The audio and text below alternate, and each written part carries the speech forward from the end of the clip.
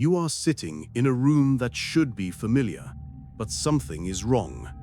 Do you remember saying that? Doing that? She says you did. He guarantees it happened exactly that way.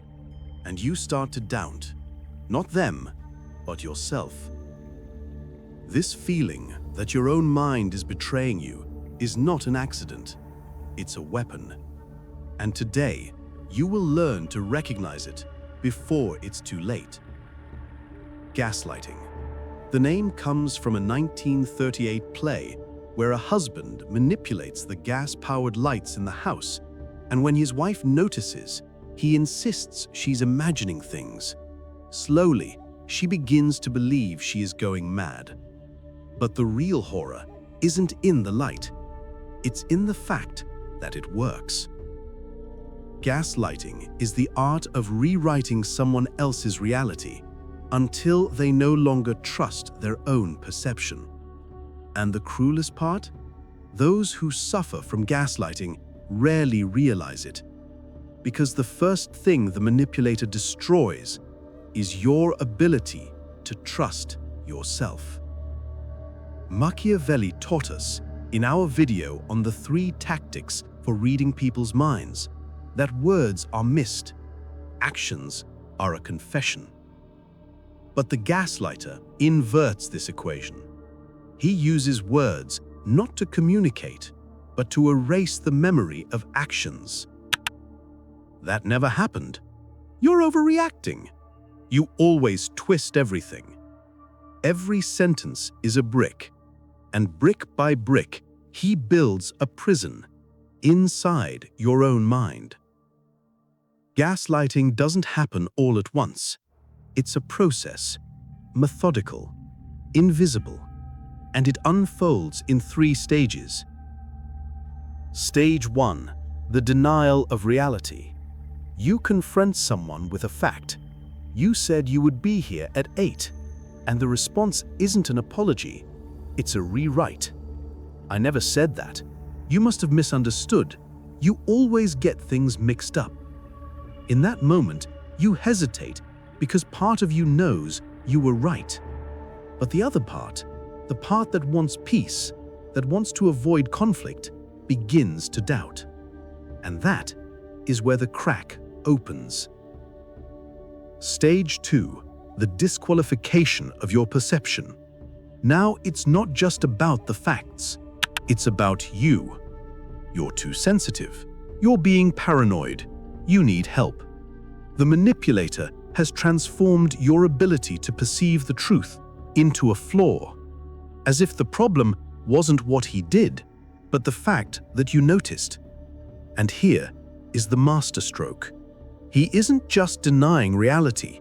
He is training you not to trust the only instrument you have to navigate the world: your own mind. And when that happens, you enter the 3rd stage. Stage 3, the psychological dependence. At this point, you no longer trust yourself. Every decision, every memory, every feeling must be validated by him. Did that really happen? Am I overreacting? Am I the problem? You have become a prisoner, not of bars, but of doubt. And the most perverse part, at this stage, you defend the manipulator, because admitting he manipulated you would be admitting you were fooled, and that hurts more than staying in the lie. But there is a way out. The first weapon against gaslighting is the record. Gaslighters depend on your imperfect memory. They bet that you will doubt what you saw, what you heard, what you felt. So you record. Write down important conversations. Save messages. Record, if necessary and legal. It's not paranoia, it's self-defense. Because when he says that never happened, you will have the proof. Not to convince him, but to remind yourself that you are not crazy. The second weapon is the external anchor. The Stoics, whom we explored in our video on Stoic discipline, taught to separate what is under our control from what is not. But the gaslighter blurs this line. He makes you believe that your perception is not under your control. The external anchor is a trusted person outside the relationship who can validate your sanity, not to make decisions for you, but to remind you that your view of reality is not defective. A friend, a therapist, someone who knows you and who has no interest in distorting the truth. But why does gaslighting work so well? The neuroscience has the answer. Our brain doesn't store memories like videos. It stores them as narratives, and narratives can be rewritten. Every time you recall something, you rebuild that memory. And if someone consistently offers you an alternative version during that reconstruction, your mind begins to incorporate his version. This doesn't make you weak, it makes you human. The gaslighter isn't exploiting a character flaw, he's exploiting a feature of human brain function. Now, who does this? Gaslighting is not exclusive to narcissists, although they are masters of it. And in a future video, we will dissect the tactic of love bombing, another weapon in the narcissistic arsenal. But take note of this. Gaslighters come in 3 profiles. The charmer. He is charming, charismatic, everyone loves him. And when you try to explain what he does to you, no one believes you because he's such a nice guy. The intimidator. He uses anger to make you doubt if it's worth insisting on the truth. You learn that questioning comes at a high price. The good guy. He never yells, never insults. He just, with a calm voice and sad eyes, makes you feel guilty for mistrusting him. 3 masks, 1 strategy. So, how do you get out? The truth that no one wants to hear is this: you cannot fix a gaslighter. Because the problem is not a lack of information, it's not a misunderstanding, it's strategy. They know what they are doing, and it has worked until now. Your only move is what Machiavelli would call a strategic exit.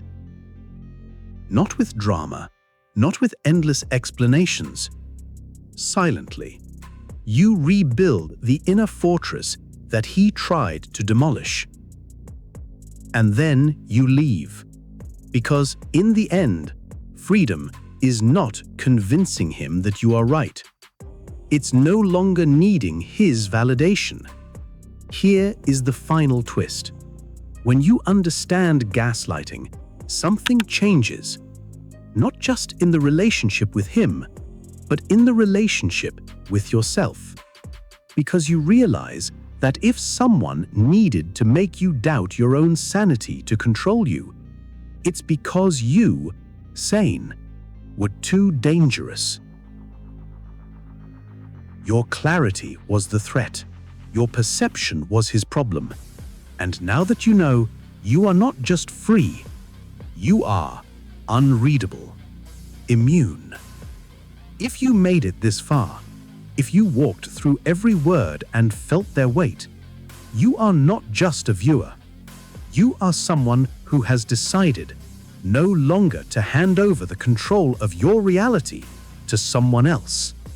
And for that, I acknowledge you. If this video resonated with you, leave a comment. My reality is not for sale. It's not a comment. It's a declaration. And by subscribing to this channel, you are joining a fortress, a place where there are no polished mirrors to reflect what you want to see. Only fragments of the naked truth, the one that most people fear, but that is the only one that can truly set you free. Go now, and may your clarity be your defense.